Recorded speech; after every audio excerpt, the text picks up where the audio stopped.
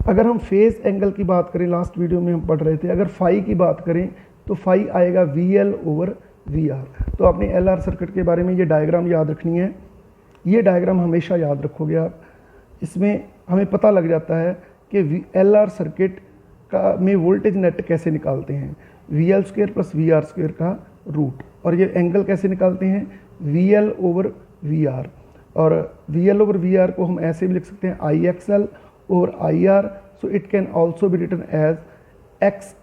एक और चीज़ है इसमें, यही ट्रेंगल हम रेजिस्टेंस के लिए भी बना सकते हैं।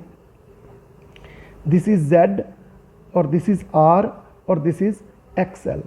तो Z ये फाई एंगल है, Z² is equal to XL² plus R² का रूट, ये हम आगे भी डिस्कस करेंगे।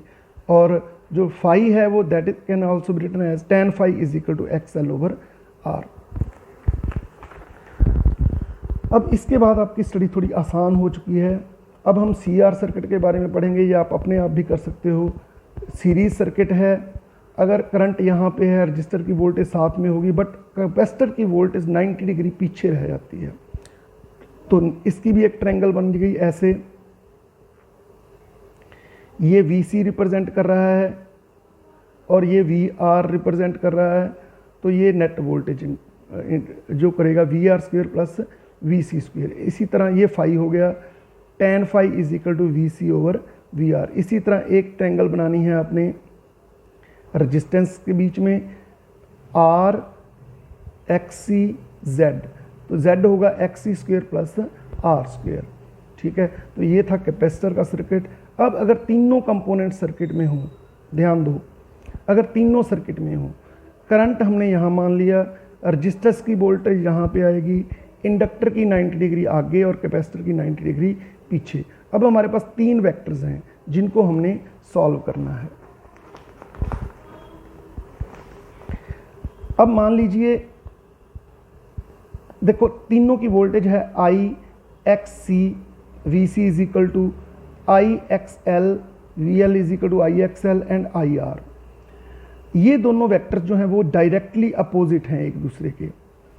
तो अगर तो XL ज़्यादा होगा तो VL भी ज़्यादा होगा, और अगर XC ज़्यादा होगा तो VC ज़्यादा होगा।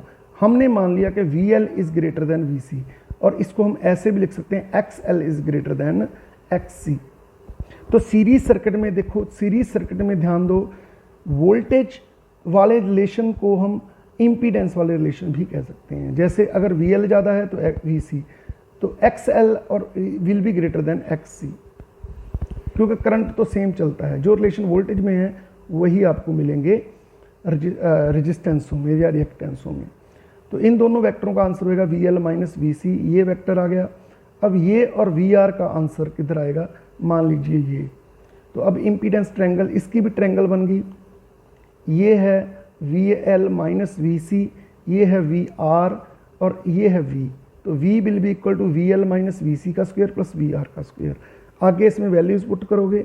इसी ट्रायंगल को आप ऐसे भी डिनोट कर सकते हैं, XL माइनस XC और यहाँ पे रेजिस्टेंस, तो Z होएगा XL माइनस XC ओ प्लस उसका स्क्वायर प्लस उसका स्क्वायर। ठीक है, अब ध्यान दो, हमारे पास ये दो रिजल्ट आए हैं, सुनो ध्यान से, ये दो रिलेशन आए हमारे पास, ये वाला रिलेशन और ये वाला रिलेशन, R वाला, ये इम्पीडेंस वाला।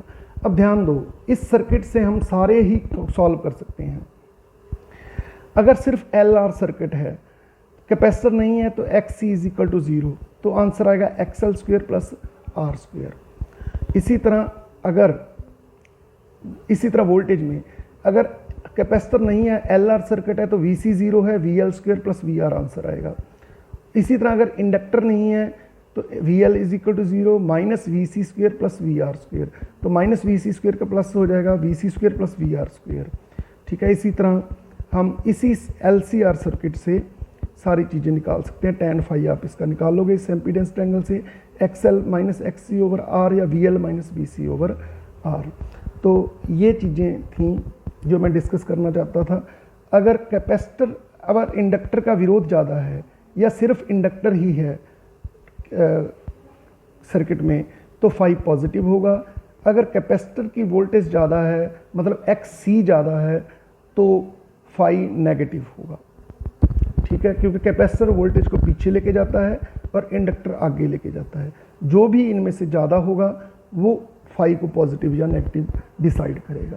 Thank you very much.